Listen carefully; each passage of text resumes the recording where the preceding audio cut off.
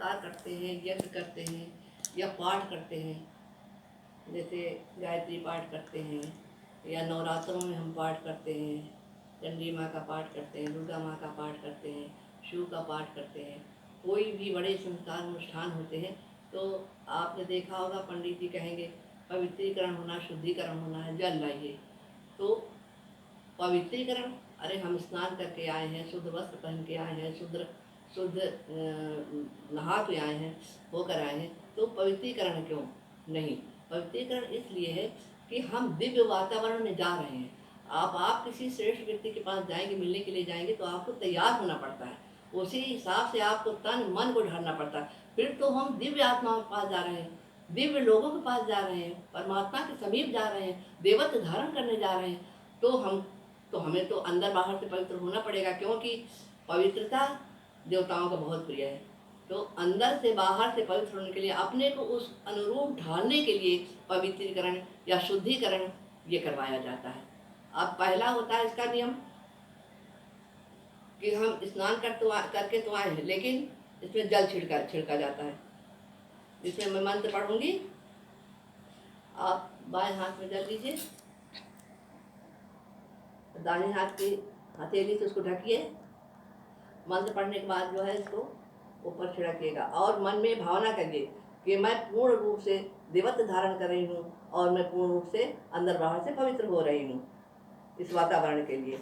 ओम अपवित्रः पवित्रो वा सर्वथां गतोऽपि यास्मरेत् पुंडरीकाक्षः स्वाभ्यंतर शुचि ओम पुनात पुंडरीकाक्षः पुनातु। अब ये आपका बाहरी शुद्धिकरण हो गया। अगर मंत्र नहीं आता कोई बात नहीं है, मंत्रों की कोई आवश्यकता नहीं है। आप केवल भाव कीजिए कि परमात्मा में मेरा तन मन शुद्ध हो रहा है। अब आपको शुद्ध करना है अंतःकरण। अब ऊपर का तो शुद्ध हो गया, अंतःकरण शुद्ध करने के लिए आपको करना तो 3 बार आचमन करना है। तो दाहिने हाथ में जल दीजिए। ओम अमृतोपस्तरणसि स्वाहा, ओम अमृता पिधानमसि स्वाहा, ओम सत्यम यशाशी मयि शीर्षतां स्वाहा। बस हाथ धो लो। अब मन, ये जो 3 आचमन हुए, वाणी मन अंतःकरण को शुद्ध करने की कोई आवश्यकता नहीं है। अगर नहीं मंत्र आता है तो कोई बात नहीं, केवल भाव करिए कि मैं मन से, वाणी से, अंतःकरण से पूर्ण रूप से शुद्ध हो रहा हूँ। अब शिखा बंधन होगा। शिखा बंधन पर ये मस्तिष्क जो है, ये हमारा मस्तिष्क सब विचारों का केंद्र है, ये मस्तिष्क, और यहीं पे इसको एंटीना भी बोलते हैं। तो सारे सब विचार हमें मस्तिष्क आते हैं। तो इसलिए परमात्मा से प्रार्थना करना होता है कि हमारे सब विचार हमेशा मस्तिष्क में आते हैं और इसमें ऊर्जा भरी रहे। तो शिखा बंधन के लिए आप बाएं हाथ में जल लीजिए और दाहिने उंगलियों को गीला कीजिए, शिखा पे लगाइए। ओम चित रूपिणी महामाय दिव्यते समृते तिष्ठ देवी शिखा मध्य तेजोधम कुरुष्मे। अब नहीं मंत्र नहीं तो कोई भावना कीजिए कि हे परमात्मा, हमारा एक सद्विचारों का केंद्र है और हमारे मस्तिष्क में हमेशा सद्विचार आते रहें। इसके बाद आता है हमारे जितने अंग हैं, मेन मुख्य अंग हैं जो हमारे क्रिया करते हैं, उनको हमें शुद्ध करना पड़ता है। जैसे मुख को, नेत्र को, नासिका को, कानों को, भुजाओं को, दोनों जंघाओं को, ये हमें शुद्ध करना पड़ता है। तो अगर मंत्र नहीं आता है, वैसे मंत्र पढ़ रही हूँ, मंत्र नहीं आता है, तो आप केवल भावना करें कि मेरे सारे अंग जो है, महत्वपूर्ण जितने अंग हैं, विशेष अंग है, सब मेरे पवित्र हो रहे हैं।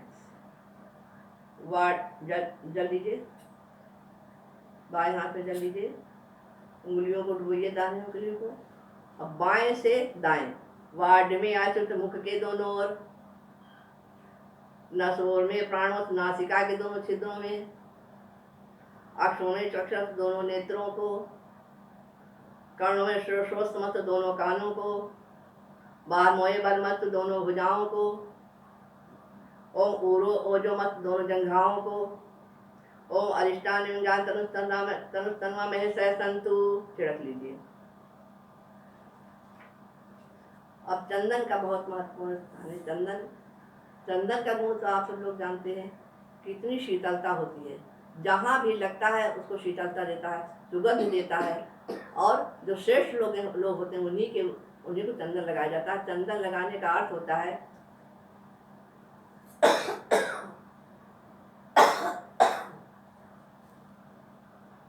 कि चंदन लगाया गया। चंदन हमेशा आपस में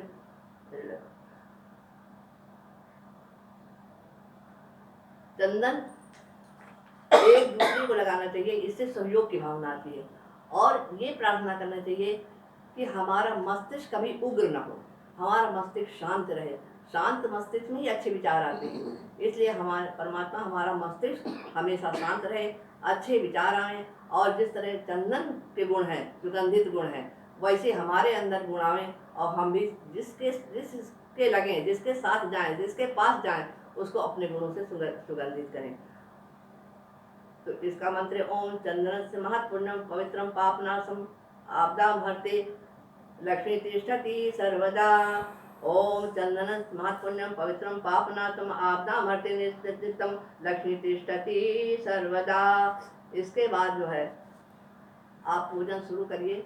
ये मंत्र तो पढ़े गए हैं, लेकिन सब भाव से भी चल सकता है, जब क्योंकि भाव का ही परमात्मा भूखा होता है। हम ये क्रियाएं करते हुए केवल भाव करते चले जाएं, परमात्मा उसको सब समझ लेता है, सब मान लेता है। मंत्र नहीं आते हैं तो कोई बात नहीं है, अगर मंत्र आते हैं, ये दैनिक गायत्री दैनिक साधना है, यज्ञ पद्धति। हर कहीं गायत्री शांति गुण शक्तिपीठ से मिलेगी। छोटी सी पुस्तक होती है, इसमें सारे यज्ञ के बारे में लिखा हुआ है, उपयोग, लाभ, क्रियाएं, सब कुछ इसमें लिखा हुआ है।